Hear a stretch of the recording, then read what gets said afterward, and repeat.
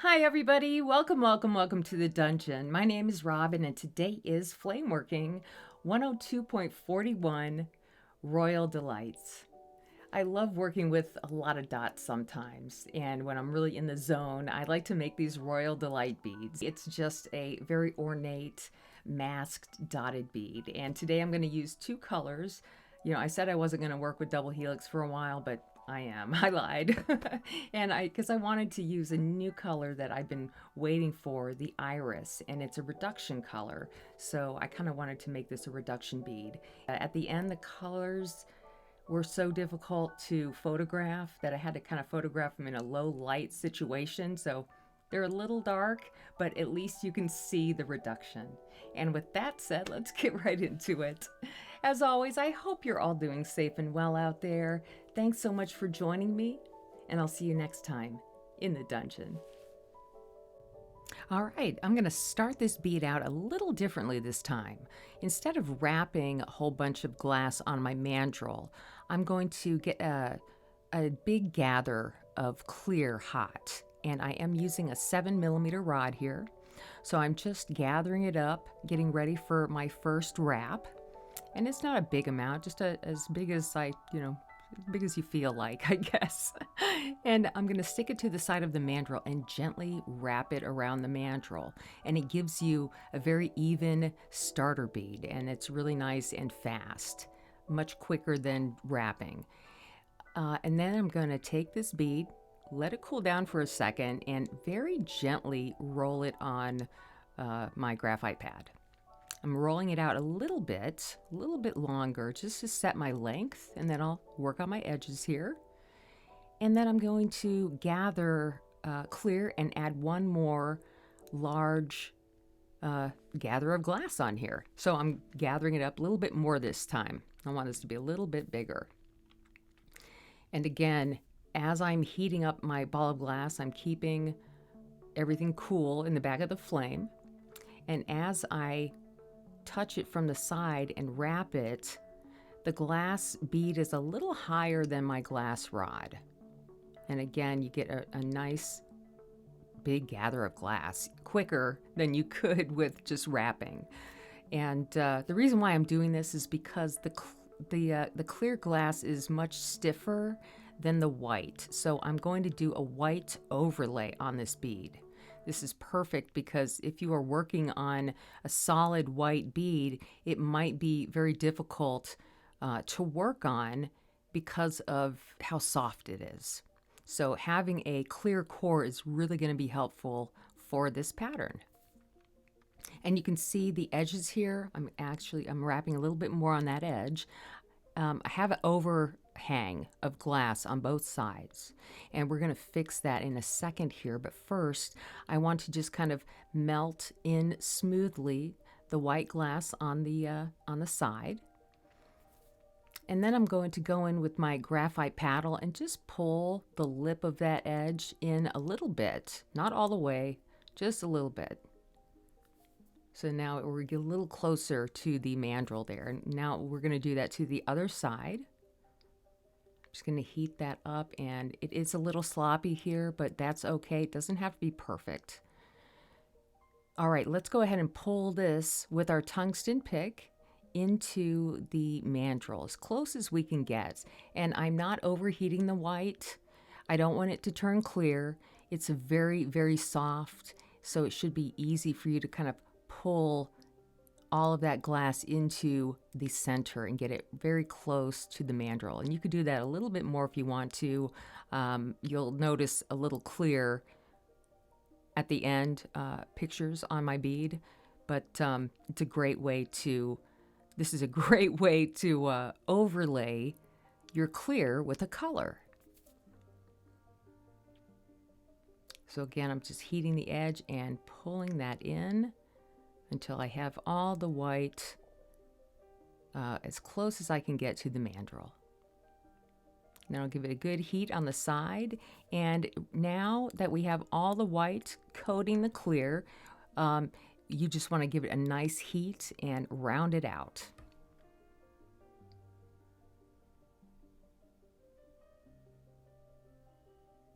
All right, so we're gonna let this cool down a little bit and start doing our dot pattern.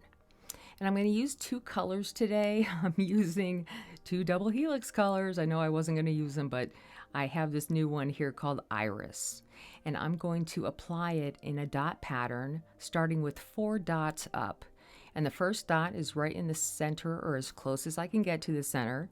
And then from there, you will face that dot towards you and apply right on top again. So every time I do that, you should come out with 4 even dots. And then I'm going to add dots to the center of those dots, giving us a total of 8. And this will start out my whole pattern. You can start out in whatever pattern you like, though. All right, I'm going to give this a full heat. Instead of, sometimes I will heat each dot up individually and flatten them down and then heat it. But at this time, I just want to give it a full heat and melt all those dots in until they're completely flat. And from there, we're going to start adding some of these little tiny, what I call Swiss dots, in a pattern on both edges. So I'm adding them right in between the dots above. And they are small. I did pull this stringer. It's like about 1 millimeter stringer. So do be careful with this dot pattern. It's funny because I had done a couple of these before, and even I messed up on my dot pattern a few times, had to start over. So it happens to us all.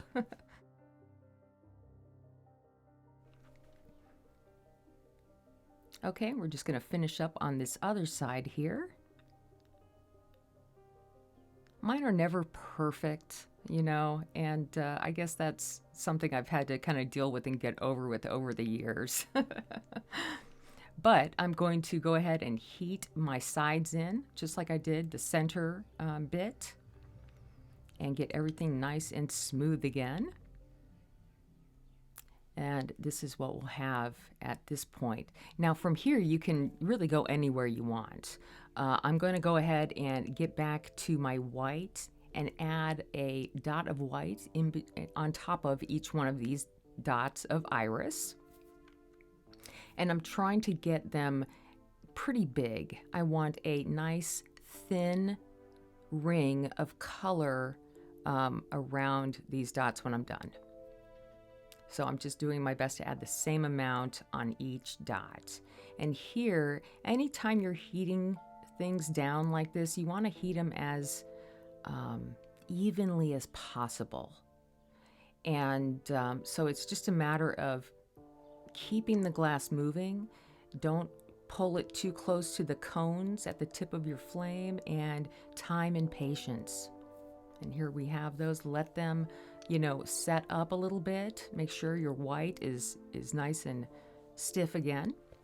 And we're going to go ahead and finish up this pattern on top of these little tiny dots here. We'll make them smaller. And this is a factory-made stringer. It's just a 1 to 2 millimeter stringer. And I did my best to add these to the center of these side dots. They weren't quite perfect, but it's all about practice and allowing yourself, to not be perfect and be okay with it. All right, so I'm going to add some on the other side here and melt those down. Once you start getting the hang of working with dots, it can actually be quite soothing, the whole adding dot process. And I'm going to add these little tiny dots in the Triton now. I'm moving into a different color. And the Triton gives a slightly different look at the end. And these are much smaller. This is a pre-made stringer. I made this one, so it's about 1 millimeter. I'm going to add those and melt those all in as well, trying to keep everything as evenly as possible as you melt it in. That's really going to help your pattern out. The reason why I chose these two colors is for their reduction qualities. And I wanted to see, just how, and I haven't used the iris before, and I wanted to see how this royal bead would look in a reduction atmosphere. And here's our pattern so far. Okay, now let's start to really change this up. Get your tungsten pick out, and what I'm going to do is start heating up the bottom of each large dot. And with the side of the tip of my tungsten pick, I'm going to very gently but meaningfully pull a little spot down into a little point off of the end of each dot. It is a lot easier than it looks, especially when you have a clear base underneath. You're not getting things too hot and soupy and messy. Kind of messed up a little bit on that one, but you have a little tiny bit of wiggle room. In a perfect world, every movement that you make is going to be perfect, but it takes a long time to get there. Again, I'm working on the side, just kind of drawing it out just a little bit, and it will leave indentations in the glass, and we'll get rid of those in a bit. Now, for the side dots, I'm using the tip of the tungsten pick, just the very tip, to grab and kind of lift up now the very, very edge of that dot. Heating it, and then just using the tip of the pick this time to lift up. It just feels, it's just easier for me that way. If you have a different way of doing it, then go ahead and use your way, whatever makes you most comfortable. But this really helped me out because I've been wanting to kind of play around with dots and pushing them around a little bit more. And, the pulling down with the top edge and then the lifting up with the tip of the pick helps out immensely. Now what I want to do is heat everything up and start to smooth down my pattern and get it hot enough to where it really melts down any tool marks that might be in there. All right, here's what it looks like. I was so happy to see this come out. All right, so let's begin our secondary dots. And these are going to be a little bit more raised up in the end. And I'm going to add these right in between each dot that I made to begin with. And again, doing my best to keep everything as even as possible and gathering and laying down the same amount of color is kind of essential. And you will learn that with a lot of practice. I'm just grabbing the heat in my glass from just the edge of the torch and adding as I go. Everything is very close. All right, we're going to give that a bit of a heat there just to make sure everything is nice and stable. And then I'm going to move on to this other side. You don't have to do the secondary dots if you don't want to, but for the Royal Delights, there has to be raised dot patterns somewhere on the bead. All right, so now what I want to do before I continue is just melt those down halfway so they create like a dome. And then on top of those, we're going to go back to the iris and add small iris dots on top of each one. This is where you can have a lot of fun with your bead and get creative. Every one of these I make is different.